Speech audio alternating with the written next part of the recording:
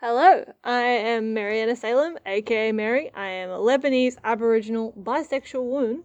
Hello, I'm Durr-e Haque, aka Daya or Dee. I'm an Indonesian Pakistani non-binary lesbian. We are two writers who love movies, television, and books, especially when they're gay. And welcome to Gay V Club, where we will be analysing LGBT texts that we like, that we don't like, and how we relate to these texts as gay people of colour. So for our first episode, we wanted to talk about the 2019 TV show Good Omens, specifically the characters Crowley and Aziraphale. Just to recap, Good Omens is a series based off the 1990 novel Good Omens, or The Nice and Accurate Prophecies of Agnes Nutter by Neil Gaiman and Sir Terry Pratchett. It stars David Tennant and Michael Sheen as Crowley and Aziraphale, who are respectively a demon and an angel who have been secret best friends for 6,000 years, but have accidentally misplaced the Antichrist and are racing around London trying to prevent Armageddon and a war that's been brewing since time began. This was a video essay that we've been wanting to make for a while, but we don't have time as we're both full-time uni students. Nope. Some of the questions that we wanted to ask today about the relationship between Crowley and Aziraphale are: is it subtext? Is it queerbaiting? How can it be both? How is the relationship in the show different to the novel, as in how is it gayer or not as gay, and does it elevate the relationship? Obviously, we're going to look at what Neil Gaiman has said and what the actors think, and the testimonials of how they wrote and played the characters in general. We also wanted to look at the general marketing of the show and the relationship, how subtext and ambiguity has been used for their advantage, and whether that's fair to LGBT audiences. Also, side note, if you hear D or I saying the word Kraz throughout the episode, that is our quick shorthand to refer to Crowley and Aziraphale as a ship, because we are Australian and are therefore inherently too lazy to say ineffable husbands every time. Yeah, sometimes also we may say as to refer to Aziraphale. Yeah, well. I don't know, I've seen a lot of people refer to him as Azira, which I just feel like is also an effort. Yeah. Because it's like 3 syllables. Yeah. Anyway. So, is it subtext or is it queerbaiting? What's the difference between these two things? So subtext is an underlying theme that is conveyed throughout a text. Queerbaiting is a form of gay subtext. It's a much more deliberate technique that's been popularized in more recent media of this century because it plays into the idea of fandom and like people who ship gay relationships in media, which are never actually canonized in the text themselves. Yeah. Like the way or rarely canonized. Yeah. Like the way I think of it is almost all queerbaiting is subtext, but not all subtext is queerbaiting. Subtext is the general term for things that are happening underneath what's explicitly said, like what can be implied and what can be inferred. Yeah, and also historically, like gay subtext was the only way that these relationships could be represented in literature or film, because obviously it wouldn't have been allowed, like either due to censorship or caused by homophobia. It's kind of actually, I don't know, sometimes I find shipping like a condescending or just like a sad way. Yeah, it's much more than that. Because, you know, a lot of people say, like, shipping isn't activism. Like, you see that on Tumblr all the time or even on Twitter. But for a lot of time, it was, like, a form of rebellion. Like, a way of reading a text for queer people. It's just, like, a general way for us to engage with the text by, like, trying to identify ourselves within it or, like, inserting ourselves into a story because no one will tell it for us. I do think queerbaiting has a more cynical edge to it, though. Just because, like, I find that it's when people, usually non-LGBT people, are writing to exploit that desire from us to see ourselves. They want to encourage that level of engagement because obviously it makes them more money. Yeah, and because it's just not generally done with any good intentions other than for capital gain. And it isn't just gay people who they want to engage either, because, you know, unfortunately in fandom there are a lot of, like, straight women who fetishize gay relationships between men especially, who the writers want to appeal to. We see you, and we don't like you. Please drop off the face of the earth. What's a solid recent example for our audience of pure queerbaiting? Good Omens aside, what's something you can point to that's definitely queerbaiting? We don't like to say the S word, so I'm only going to say it once. Sherlock, the 2010 BBC adaptation series. specifically. There's also Hannibal. What else is there? Merlin, Um, just for some variety, because sometimes it can happen with women as well. Grace and Frankie. so that's queer baiting, and that's subtext. So then, given those things, what's queer coding? Queer coding is used in both queer subtext and queer baiting, where certain characteristics or behaviors that we associate with being queer, Or have been associated with being queer by society. yeah, they've been established that way. These characteristics or behaviors or idiosyncrasies that often they have a negative connotations due to homophobia and just general traditional ideas of gender and how gender should be performed and what gay people get wrong about that. So to code a character with these various characteristics or behaviors, it's been used to imply that these characters are gay without having to explicitly say it. Queer coding is a way of making characters gay without actually having them say it out loud. Not making them gay. Not making them gay, but portraying them as gay, maybe. Yeah, I mean, just without having them to say it out loud. Yeah, it's a way of signaling. Or have anyone else say it out loud, but there's often ways that they do that anyway. Yeah, but that's part of queer coding, yeah.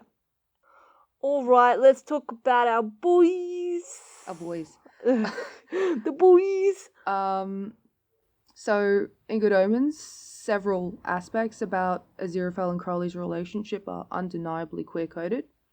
There's the 6,000 years of partnership, the clandestine meetings, the excruciatingly slow progress of them admitting what they mean to each other.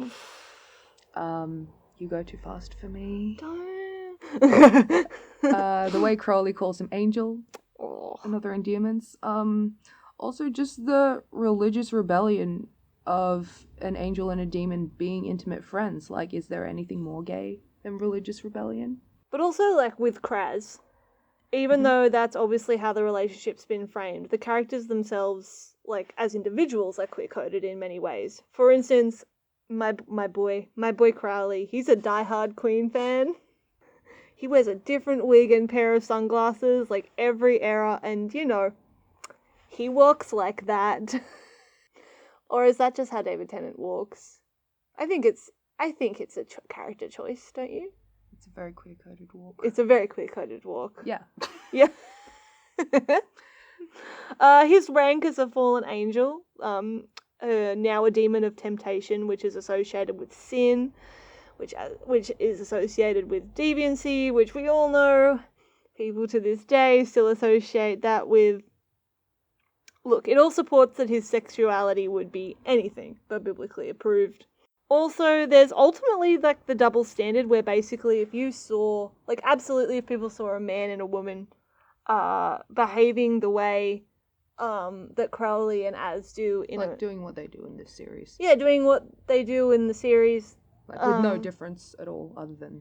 Yeah, we just supplant Crowley and Az for, some A-grade heteros, and no one would dispute or question whether or not they were in love or whether or not they were a couple, which I think is the most basic argument you can give for them.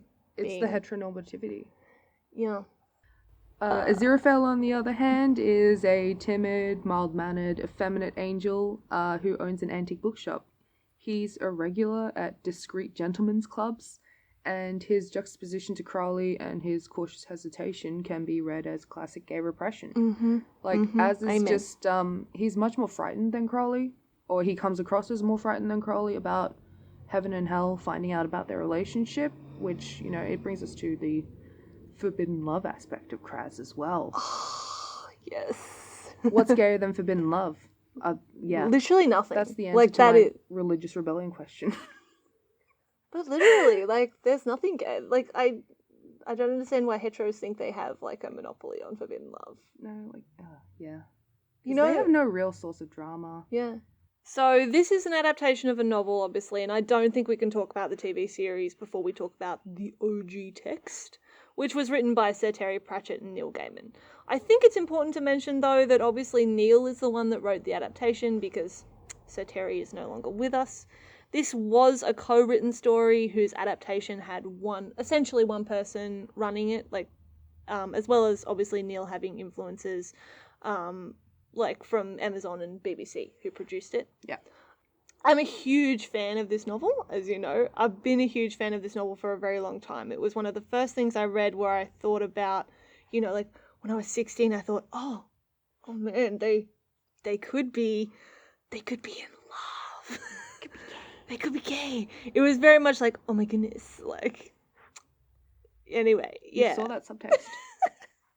Yeah, I saw the subtext. Like, I really did. Like, there was the interesting thing I remember reading it was thinking, like, but there's nothing in the book that really confirms it. And it took me a long time reading Good Omens as I got older. And also, like, watching a lot more of, like, gay media, Yeah. like, in general. But as I got older, I realized, like, you don't really need to see something, like, you don't really need something to be confirmed for you to believe that it's there. More of that later. Yes, more of that later. But the way I feel like Crowley and Az are portrayed in the book is very matter of fact compared to how they are in the show. Like, you don't get much backstory in the book. You don't get that whole beautiful, like, sequence in Hard Times. Episode 3. The Holy Grail. When you see them throughout history. Like, there are some flashbacks, for instance, in the Garden of Eden. Like, the way the show starts with the scene of them in the garden is exactly the way the book starts. I remember, like, when I watched the first episode of Good Omens, I was, like, freaking out. I was like, this is it! But throughout time, you don't get that same backstory. So the book, they're just presented like, yeah, they go out to dinners, they have nights together, like, where they're just drinking and hanging out, they spend a lot of time together in their secret little context. They like go to concerts together. I know, they go, like, that's really cute. They do all this stuff, like, I feel like in the book it's very much like, we're gay, keep moving, like, it's not... Keep scrolling. But the show, actually, I think, added much more to the backstory. Like, the big thing I think that changed for me the way the relationship is portrayed in the book, and I don't know, maybe if you agree with me on this, but in the book it's presented as something that is already fully evolved. Like, the relationship is fully there and established, whereas the show took the angle of, like, no, they still have things, capital T things that they Stuff to do, Laurie. Stuff to do, Laurie. Thanks. Why are we quoting The Walking Dead? I'm sorry, I've never seen The Walking Dead. I know, like, anyway. Why did I do that? I don't know. Okay. Anyway, go. Anyway, but yeah, the relationship is fully there. Like, but in the show, it's like they still have stuff that they need to deal with and they haven't talked about. So it's very much like, I also think there's a lot of stuff I've seen in the fandom as well, because you see a lot of people writing fics like, oh, they didn't have their first kiss until after the Armageddon happened, and it's just really odd to me because I can't imagine. No way. I can't imagine, like, all respect to those people. Like, I've read some very cute, like, post-Armageddon fics that are lovely. But, like, it's really odd to me because I can't imagine in 6,000 years, like, they've never kissed each other. Like, once. Not even once, that's really, I mean, it's cute that people write those fics, but in the book, it's presented as a very much fully evolved, and the Armageddon happens and they're just still there. Like, I feel like Crowley and Aziraphale remain friends no matter what, and they're still together no matter what. Whereas in the show, it's like Armageddon really pushes them, it almost like make their relationship public. To come out. Yeah, because they have to, they kind of have to when the battle starts, like between heaven and hell. Yeah, I only read the novel for the first time at the start of this year, and I basically agree because my first impressions while reading it was like I was thinking like either like when are Az and Crowley going to smash? Yeah! Or like, are we just supposed to assume that they've been doing it on the regular for the last 6,000 years? But that's how it's written, like they've been doing it on the reg. It's just like, yeah, it's very matter of fact, Yeah, like, yes, this is them, this is they, keep scrolling. But yeah, like, to me, especially, I think just it was the fact that those characters in the novel were actually subjected to quite a lot of homophobia. Like, it's quite sad, but that's what made me assume that that's what they were. Yeah, I mean, there's a lot of references. Doesn't the Witchfinder guy call Aziraphale a lot of homophobic slurs in the book, and even in the show too, but in the book? Yeah, in the book it's more overt, but like there's also that whole encounter with Anathema, where like at first she's very Yes. wary or like frightened of these two strange men until she hears Crowley call as Angel, and then like she hears him calling as an endearment and she realizes, oh, nothing to worry about. Yeah, like, And the subtext is that she assumes that they're gay. yeah, oh, it's fine, they're gay, like that is supposed to be the joke. Should it be the joke though? No. Like, gross jokes aside, but do you think the book required them to grow as much? Like, I feel like the TV series went to great pains to be like, their relationship is still evolving, even now. Yeah, like that's because in the TV series, like the relationship of Kraz is the heart of the whole story. Like in the book, they're only there for maybe 20% of the whole thing. So like mostly in the beginning and then at the very end, and the middle is too occupied with all the other characters. They definitely have a more active role in the series than they do in the book. Like, while the book places Kraz as just being, two or more players, like in the ineffable game of Armageddon. Yep. The series makes a more visible effort to make their relationship the emotional anchor of the story, with Kraz not only having the majority of their book scenes included in the adaptation, but also, like, some extra bits. I just feel like the TV show, like, does make that effort because it fleshes out their 6,000-year-old friendship beyond the scope of the immediate Armageddon plot. Yeah, there's more stuff. Yeah. Like, in the book, all they really do is misplace the Antichrist, and they spend a lot of the book thinking, we did it, whoops. Yeah, like, they fuck up, and then they spend a lot of the book just drinking, and, like, wondering, like, oh no, what are we going to do? But, like, they don't actually do anything, and I honestly can't think of anything else that like, they do. No, but they really don't do a lot. Like, the whole middle of the story is just them going, like, oh, we messed up. Yeah, then they just show up at the end. I think it's interesting, though, like, a big difference, I think, is in the show when Aziraphale, quote-unquote, dies. Mm-hmm. Like, when Crowley thinks Aziraphale is dead. Like, in the book, he's very like, okay, I may as well just go sit in a bar and, wait out Armageddon. I wouldn't say casually, but he doesn't react as intensely in the book. Yeah, like, that's because you don't hear Somebody to Love by Queen playing in the background when you're reading that section of the story. Do you remember when you... Do you remember when you watched that scene with me and I was like crying? That's my song, man. That's my song. Yeah. Like, honestly, the first time I watched the series, it took me like a week to get through, and then I wasn't too attached to it. But when I rewatched it with Mary, who has been a big fan of the book like for several years, like that just made me really love it. Aww. It was just, but like, it was just so much gayer. It was. I was so happy, which is the bottom line that I'm trying to get at. Like, the show, I felt, as someone who was a fan of the book, was very much more explicit, like, in the nature of Crowley and Aziraphale's relationship, like, that they are romantically involved. That being said, though, I don't think it was as explicit as it could have been portraying that, but it was still much more obvious in the show than it was in the book, and that's very much because we get all that extra content. Oh, and and also... The other extra content that I forgot to mention is the end. Like, obviously, where the book ends, it's more or less the Armageddon sequence that you see in the show. Maybe a bit after with them at the Ritz, but you don't hear about those consequences that Az and Crowley have to face because of their actions. Like, you don't learn how they're dealt with by heaven and hell. They just sort of talk about it like, yeah, it'll probably be pretty bad, but they don't really care. Like, they don't really care, because as long as they're together, it doesn't matter. But in the show, that is a very specific thing. It's almost an epilogue for what happens, like for what happens to them now. Literally the last half of the finale. Yeah, like, almost the whole finale is framed around what happens to them. Like, it's not so much framed around overcoming Armageddon, it's literally just framed around what happens to them. Yeah, that's because the episode opens with David Tennant walking into hell, but he's behaving quite weirdly, like he's not behaving like himself, and I thought that was suspicious, but I know you did, but like, because I'm a dumbass, I just thought he was scared. I just thought he was scared.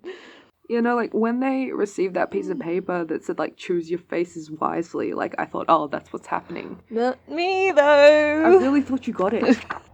I know, I just went in a different direction. Yeah, like, I remember you specifically mentioned when they're in the park together, like, before they get like abducted by the angels and by the other angels and the demons, like you're like, oh look, like Aziraphale is circling Crowley the same way that Crowley circles Aziraphale usually, and I was so worried that you'd figured it out. Let me put this on the record. I didn't interpret them as swapping bodies. I thought it was that they had been together so long, they'd taken on each other's qualities. That is a much better ending, I think. Yeah, like, I interpret it as, like, because they had been friends for so long, because they have loved each other for so long, they had taken on each other's qualities, both in an emotional sense and a behavioral sense as well. Like, manifested physically? Yeah, like, but also in the sense that they've loved each other the way they have, like, in the way that they are also a different being physically, which is how I assume they had survived the holy water and the hellfire. Like they'd evolved. They'd evolved. Like, I assume their love for each other had made them evolve into something else, and that's why I'm low-key disappointed. Like, Neil Gaiman, if you're hearing this, like, I'm serious, man.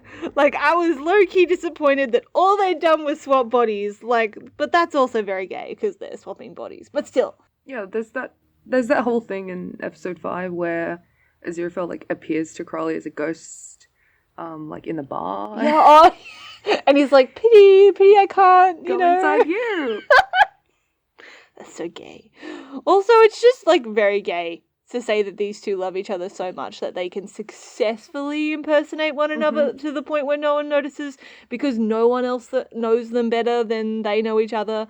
Like, they say the biggest sign of love is, like, understanding, you know? And, like, to understand someone, like, at that level is very romantic. Like, that idea of to understand someone is to love them, you know? I also, for the record, love how Crowley is a very awkward character, and he's not as suavey. I love, like, he's such an awkward bean. Like, he's not as suavey as you think he is, but, like, you know, when Az is doing the impression of him, he's, like, super suavey, so it works. Like, this, like, all that flirting, like, does work. Like, that's what makes it gayer, which is, like, one of the differences from the book, I think. Yeah.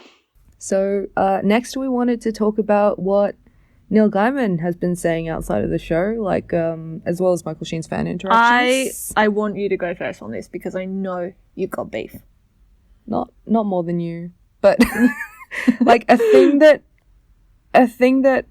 we wanted to look at was how this show has been promoted, and, basically what the writers and actors have been saying. So Michael Sheen, who plays Aziraphale, has probably been the most notable advocate for Kraus. Yeah, like, at one point, I'm pretty sure they were calling him, like, the fandom boyfriend. And, like, he was like, he tweeted to someone who was telling him this and was like, oh, that's okay, as long as we all share the bill or something. That just reminds me of when we used to call the popular celebrity crushes, like, internet boyfriends.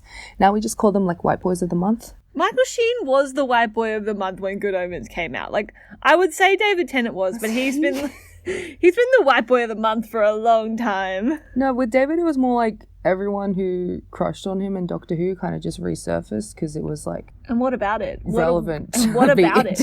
Because he was like relevant again. What about it? You got something to say? Want to say it to my face? I just can't relate as a dyke. I just can't. I understand. It's fine. I don't even think I can relate to myself with it sometimes. Anyway. Like, yeah, Michael Sheen, with his level of fan interaction and, like, engagement, he's not really holding back. Like, I don't think he says it's gay, but he will say that they're in love, that they're husbands, like, through his very public interactions on Twitter. Like, he's acknowledging it and, like, giving people that affirmation. Yeah. He's, like, acknowledging that they're lovers, and he talks about them being love. I can't think of a specific time where he said, you know, like, gay, like, where he specifically said the gay. Like, he's talking about it enough in an explicitly romantic sense that he doesn't need to. Like, not to mention he stated that he played the character in that way. Anyway. Yeah, and then there's what Neil said. So, as I was saying before, like, I do believe the show is written in a much more explicitly romantic way than the book, which I was really glad to see. Like, I've been following Neil Gaiman on Tumblr for as long as I've been on Tumblr. Like, I'm pretty sure it's one of the reasons I joined Tumblr in the first place. And, like, one of the cool things he does is, like, answer questions about his books and movies. Like, people always are asking him questions and honestly, like, It's sometimes cool of him to answer, though. it is cool of him. Like, I'm actually, but I do have a fear we're going to John Green him one day, and he's just going to, like, get sick of it and run away. But someone asked him about Good Omens and whether, like, he supported his queer fans who could see themselves in Kraz regardless of how he wrote them as friends or partners. And he responded, quote unquote, absolutely, in brackets, and I wrote Aziraphale and Crowley as a love story in the TV version. Yes, he did say this. And I don't know, I think when he says love story in this context, he does mean it romantically. Like, Neil has, like, had many asks like this where he's talking about the way he wrote Az and Crowley. He has even defended his stance on writing them as more romantic in the show because a lot of people were like, but I interpret it this way. Like, and he was like, that's cool, you can do that, but this is how I wrote them in the show. So he's been talking about it a lot. Like, not to give more credit than anyone should give someone for saying the most basic things, but I think it's kind of good that he is talking about this and defending his take on them rather than doing the wishy-washy thing we know a lot of writers have done in the past, which is like, you can just do whatever you want, sunshine. Yeah. Like, that's fair, but also I think we've come to my beef. Okay? Like, yeah, I'm ready for your beef. Like, yeah, he's saying all these great things, but he's saying them on his frickin' Tumblr. Technically, everyone can see it, but, like, realistically, only a very selective demographic of Good Omens' audience is going to read it.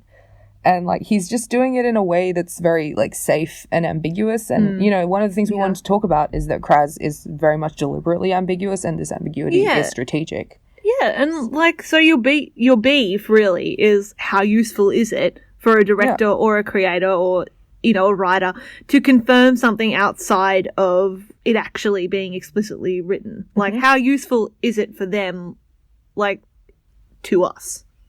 Now, like, one thing is that it's very specifically done for clout. Like, this kind of thing where details about the story are revealed by its creator, like, outside of the actual text, is what's become known as Word of God confirmation. I honestly wish it wasn't called that. Like, I prefer to call it pulling J.K. Rowling, as she's probably the most infamous case of this phenomenon. Yeah. But, like, yeah, this is done quite a lot in Good Omens, not to as bad a degree as HP, but, like, just, like, also just, it's not done, like, just in relation to Kraz, but also, it's in relation to genders of some of the other characters as well. Like, for instance, Pollution, who is one of the four horsemen of the apocalypse, like, has been confirmed by Neil Gaiman outside of the show as being a non-binary character, which, like, I feel is a very tokenistic approach to representing trans and non-binary people. Like, it's kind of like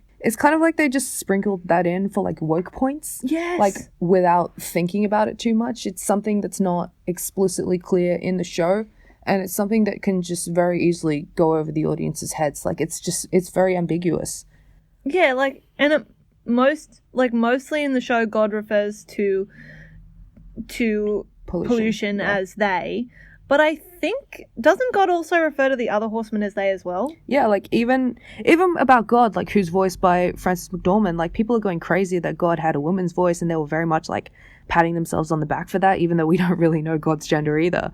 But, like, back to Pollution, though, like, it's quite a strange choice to select that character in particular to be the non-binary one. Like, why is it just Pollution? And, like, because the four horsemen are supposed to be concepts, like death, war, famine, and pollution. They're not supposed to be people. They're embodiments of concepts. Yeah, like, they're literally just manifestations of humanity's worst qualities. Like, why they need to have a gender at all, or be gendered, or not be gendered, is, like, makes no sense to me. Yeah, so, like, why is it just Pollution that's non-binary? Like, Pollution is played by an actress of Filipino descent, Lois Faberes. Like, while I'm fairly certain that there's not much to it other than wanting to, you know, get that clout, like, for diversity, etc. Like, I think the implications of choosing the character that's played by an Asian woman, like, it's hard for me to ignore this, like, as a non-binary Asian lesbian. Like, in Western media, there is that stigma, not quite stigma, but, like, in the portrayal of Asian women, like, they're either, unfortunately, like, either hypersexualized due to fetishization, due to racism, Or on the other end of the spectrum, they are asexualized because, like, they're not gender conforming enough for Western standards, which is also due to racism. Like, not just with fiction, we're seeing this a lot with how public figures are treated, like most particularly athletes. So, like, especially when we take, like, another horseman, like War, into account, like, War is played by a white woman with, you know, she's got flowing red hair and she's just unmistakably feminine, but, like, still, you know, cool, like, in a leather jacket and stuff like that. So, like... Also, like, she gets, like, a much longer sequence as well, like, with the introduction. Yeah, and they changed that from the book as well. Like, she's just... In the book, she just, like, messes up some people in Italy, but for some reason... Italy. Yeah, like, in the movie, it has a weird... I don't know what the proper, like, Orientalist vibe, like, she... For some reason, like, all these random people are meeting up in Africa, and she's just there, like... I don't think that's Orientalism because it's Africa, but yeah. Like, I don't... Yeah, I get what you mean. Like, It's, yeah, like, on that level, yeah. It's, like, on the level... That's probably not the right word, but it...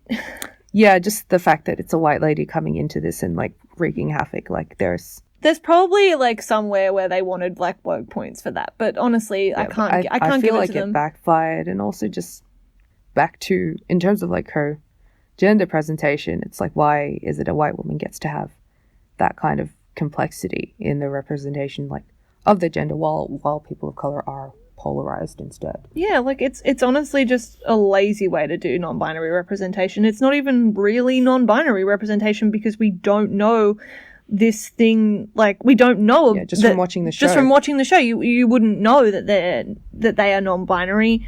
And the horsemen, like I said, like, really aren't supposed to have genders anyway. So to assign a gender or no gender specifically is, like, it's really weird. Like, why? Speaking of non-binary representation and being agender, there's also what Neil Gaiman has said outside of the text regarding Aziraphale and Crowley. Oh my gosh, yes. Okay. Yeah, like, just to be clear, we're not upset at people who want to headcanon these characters as being agender or trans. Like, other non-binary members of the audience who want to see themselves in as in Crowley, like, we absolutely support that. This is more about Neil Gaiman taking credit for something he didn't really do. Yeah, like, the thing is, like, he's said on Twitter that essentially, because as in Crowley are not human, they are quote-unquote genderless. The weird part is, like, for me, the weird part of this is that he seems to use this idea that, like, Az and Crowley have no gender to evade questions of them being specifically gay, which is a very odd thing to do. Like, them... Like them being genderless is it's fine as a concept, but it's most certainly not the way he wrote them in the book. I mean, throughout the entire book and the show, they are referred to by male pronouns, and they are specifically in the form of men. Like, they even picked cisgendered, like, men to play them. You know what I mean? Yeah, like, I think the issue again is that people are crediting this now deleted tweet as, like, proof of non-binary representation when, like, absolutely no effort was put into it all. Like, the entire show, they look, behave, and are treated like cis men. They also, they refer to each other as he. Like, Crowley is described as Aziraphale's boyfriend in the dark glasses. Yeah. Like, these are two cis men playing them, like I said, so I don't think we can, with good conscience, credit Gaiman for that. Like, that's also the issue when there are points in the show where Aziraphale and Crowley are presented, like, in a non-masculine way as a joke. Yeah, like, just because no one inside the screen laughs at it, like, doesn't mean it wasn't written for people outside of the screen to laugh. Like, yeah, like, you know, the joke about Crowley being the nanny. Yeah, and there's also that moment when Aziraphale, when he's inhabiting the body of Miranda Richardson's character. Shout out to Miranda Richardson, though. We love you. Yeah. Like, she was so funny. She really was. But back to the your word of God thing. Yeah. Like, how much is it really worth it? It's so flimsily done and it's just tokenistic. Gaiman is not saying it in any way that's meaningful. Yeah. Like, whether they're genderless or not is not as important to the story they're trying to tell. Like, it's very much just for these points. Well, I'm aware that they're a genderless gender. I'm cool. I know that there are genderless genders. Yeah, I know that there are genderless genders, guys. No, but, like, obviously, again, if you interpret the characters that way, that's great. Like, I wish I could see them that way myself, but I just simply can't. Like, but I do understand, like, if this is something you feel strongly about as a trans non-binary person, like, that this kind of validation and acknowledgement, like from a creator of a text you enjoy, like can feel good. But Absolutely. like I just implore you to not be satisfied by this, basically. Like, I want you to want more than this bare minimum, because we absolutely deserve more. Yes. Like, but all that just brings us back to the strategic ambiguity where they, like, entertain the idea enough for some LGBT fans to be satisfied with what they've been given. Like, in my head, what I've called it for a long time is throwing you a bone and calling it a feast. That's a really good phrase. When we were first writing this, we actually had the working title of Schrodinger's gays. Yes. Because it's very much like they are if you want them to be, but they aren't if you don't. It's something that's flown under the radar. Yeah, like, especially because with media that is explicitly gay, like, it's very difficult for it to be labelled with anything other than it being gay. Literally the bisexual. No, she chose to call it the bisexual, so in this case, that's not an example. But we love you, Desiree. Yeah, we love you, Desiree Akavan. No, but I mean more like for instance, like when Xavier Dolan premiered his most recent film, Matthias and Maxime, at Cannes, like he talked about how there was a double standard, like where his film was being lauded as a gay film and not just like as a romance. Like, he said something like, you don't hear people say things like, oh, I saw a really good heterosexual film the other day. Do those exist? Yeah, probably because they don't exist. Good heterosexual movies don't exist, except that one made by Greg Araki. But, like, back to Good Omens, if it was, like, even if it was, like, the slightest bit explicit, like, if they, for instance, like, kissed at any point on screen, it would be, like, automatically labeled as gay TV. Like, it would be undeniable, and you know, we wouldn't be making this episode. That's very sad. Like, there's nothing in the show that makes it undeniable. Like, it's very easy to deny it. Like, it goes over people's heads. I've talked to other adults in my life who've watched Good Omens, and they've disagreed with me on thinking that it's gay, and I can't even concretely argue with them and say that they're wrong, because there's nothing in the text that can make me concretely go, well, it is. Yeah, and then there are, of course, like, those fans who have asked Neil, like, is it okay if I don't want to see them as gay? And he says it's okay for them, like, if they want to ignore it. So, like, but this brings us back to whether the ambiguity is a good thing and whether that's fair to LGBT people in the audience. No, yeah, because, like, despite all these things that Gaiman and the actors have been saying about it, like, in the show, it is very deliberately written as ambiguous. Like, so, like, this is done in order to appeal to the many fans who have interpreted them as gay, like, these past 30 years, like, without also not disgruntling the many conservative, homophobic people in the audience. Yeah, because when you write this way, it allows them to appeal to a much wider audience, a much wider market, and therefore achieve the main goal in any commercial production in this capitalist hell society we live in, which is to make as much money as possible. Yeah, just to make as much money as possible. So, like, while we can and have been arguing that what we're presented with is gay, like, we can't actually ignore this narrative of subtlety and ambiguity that was clearly driven, like, for financial advantage, because, you know, ultimately to value the opinions of homophobic audiences and to strive for their endorsement of your art, like, rather than make, like, a powerful, undeniable representation of gay love, like, it's cowardly. It's like resigning. Yeah, it's cowardly. It's totally cowardly to resign the romance of your story to what basically amounts to an inside joke for fans who know better, while still leaving it open for bigots to ignore and invalidate. Like, I'm sorry, but that's cowardly. Yeah, and, like, not that it has to be radical, but, like, it is truly the most boring thing you could have done. Do you ever think about how this is 2019, we're nearly in a new decade, the roaring 20s 2.0, and we still can't just say things. Yeah, like, the novel came out like 30 years ago. Good Omens is actually one of the first texts, like, in the early days of the internet, that had what we know today as, like, fandom. Yeah, it was one of, like, the first times that a text was engaged with in this way, like, at this level, that we're still consuming at today, like, on the internet, like, 30 years from then, and we can't even get much more than that.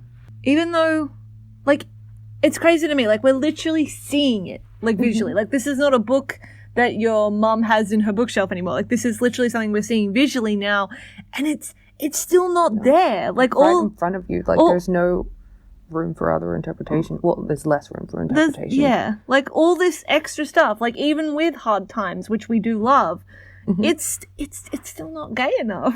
Like it's really rude almost. Like for me, I think it's rude to include so much subtext, like so much mocking from the angels, especially the angels, like, oh, is your boyfriend with the glasses going to save you?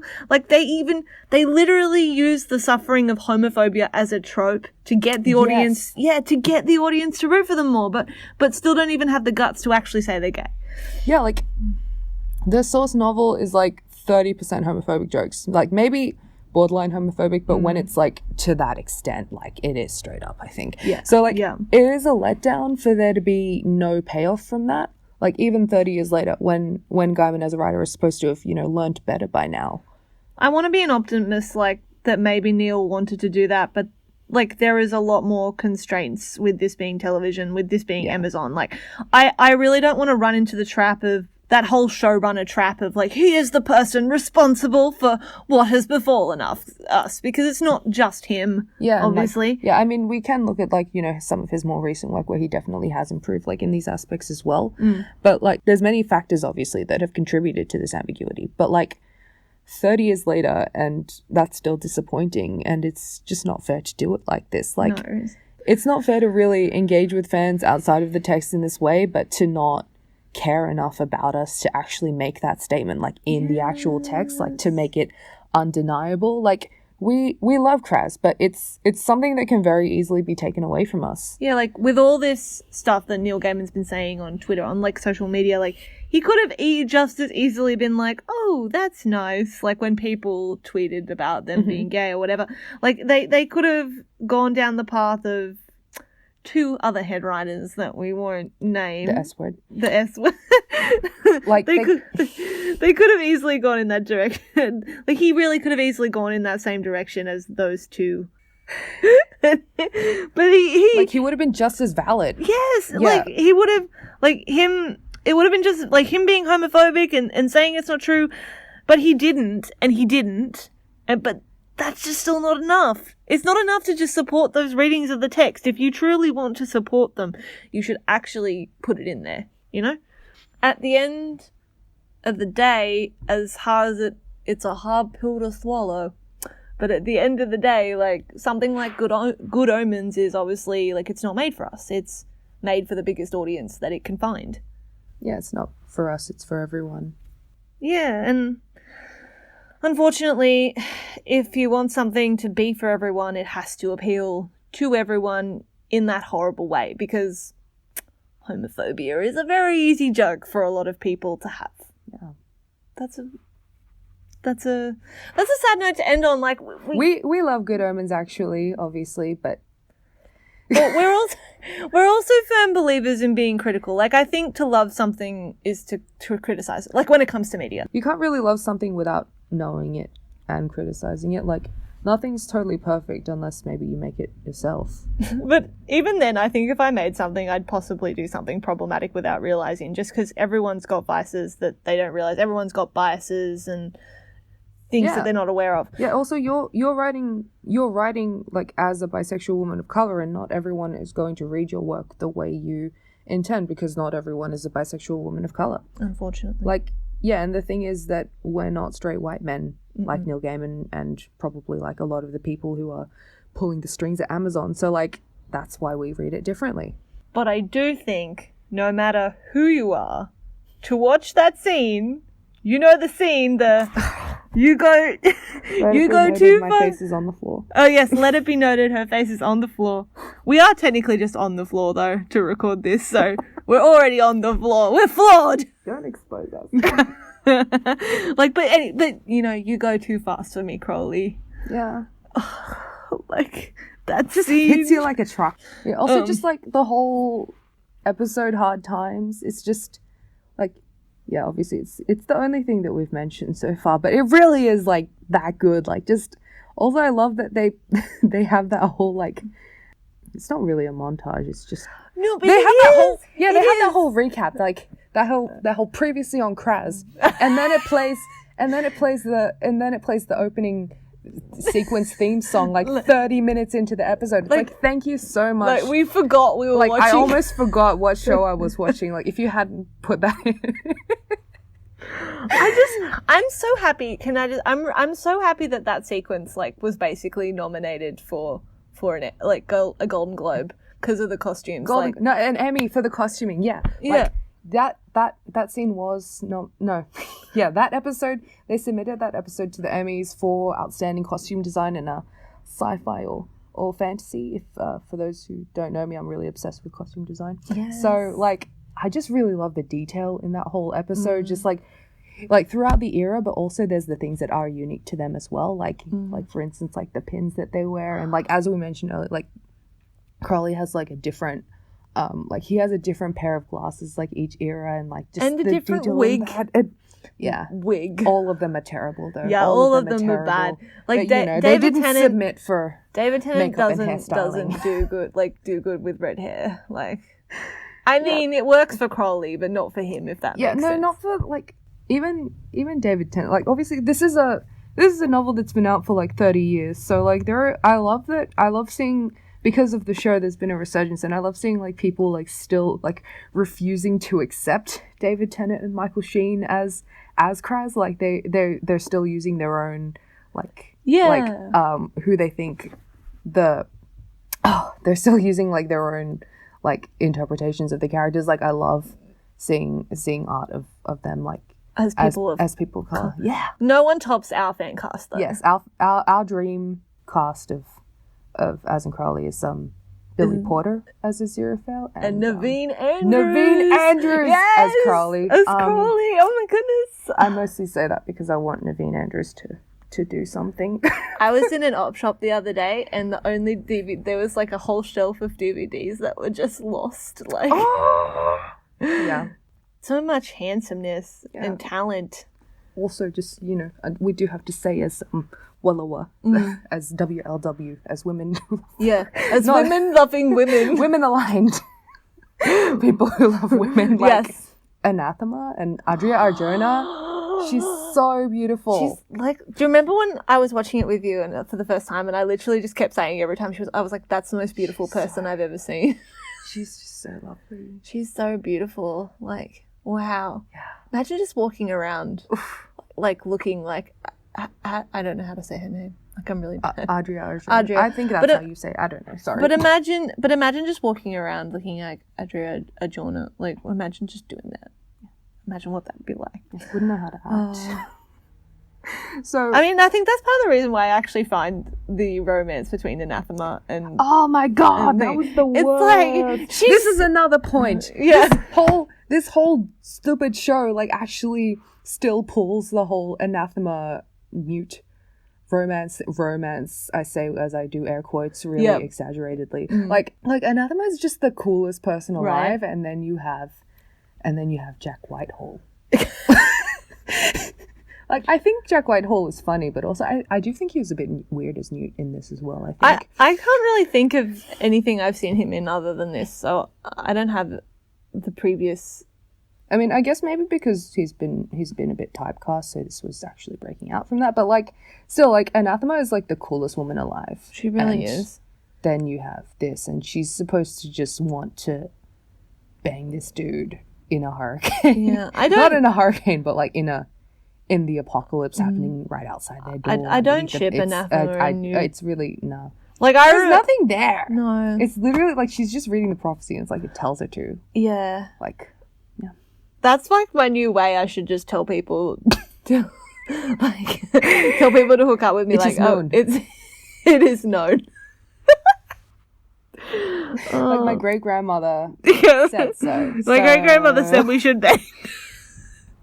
So we should bang. It's the heteronormativity. It's the heteronormativity, but Kraz, like, can I just, like, something I really love that did come across from the book to the show is, like, how, like, they're very tender, like, Kraz in the show. Yeah. Like, I don't know why it gets me a lot, but the scene where, like, they're sitting at the bus stop and, like, Aziraphale goes like, oh, I'm going to go back to the bookshop, and he's like, it burnt down. Like, he's like so, his voice Yeah, is so he's- soft. He's like, he knows like how sad he would be, so Yeah. he's sad for him because he doesn't. yeah. That's another thing. Taking on each other's qualities, like that's some intertextual evidence for you. Basically, so we do love them, like obviously, we but do. like we just want more than this. Like we don't hate anybody. No. We do hate Amazon though. We do hate Amazon. But yeah, but back to Good Omens. It is important and valuable,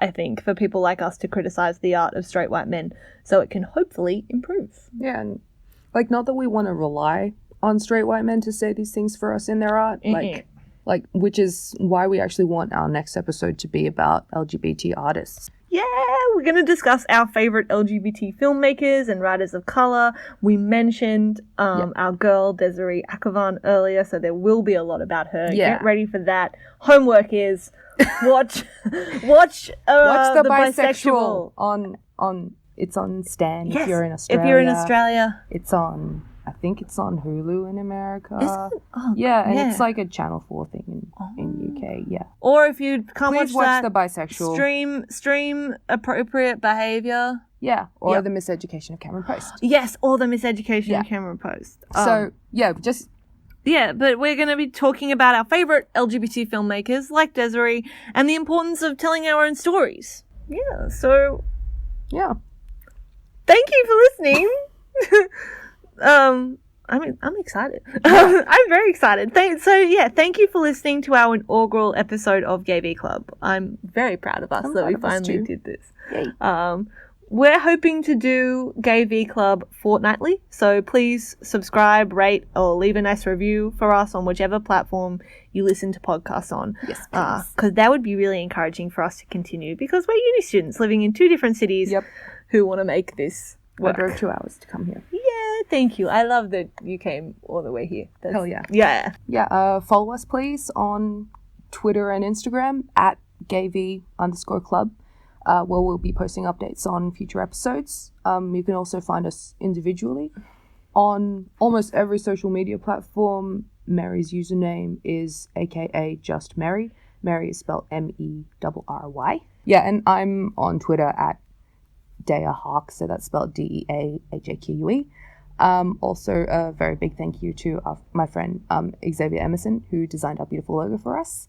You can see more of their graphic design work on behance.net/bethecowboy, which is a great username. It is. And, That is awesome. yeah, or on Twitter at Happy as Xavier. So thank you so much for listening. Yeah, thank you. Hopefully you can tune in again in 2 weeks. See you next time, or hear you you. next time. Yes. Bye. Hear us next time. Thank you. Bye.